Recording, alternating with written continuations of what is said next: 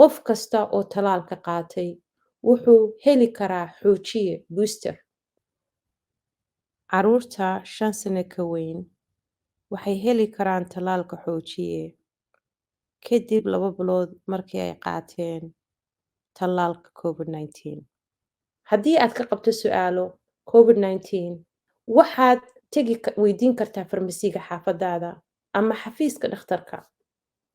Waaxda caafimaadka dadweynaha ee degmada Dakota Public Health waxay sidoo kale kaaga jawaabi karaan wixii su'aalo ah eed qabto, hadday noqoto COVID-ka, hadday noqoto maaska, ama haddii ay noqoto tallaalkaba.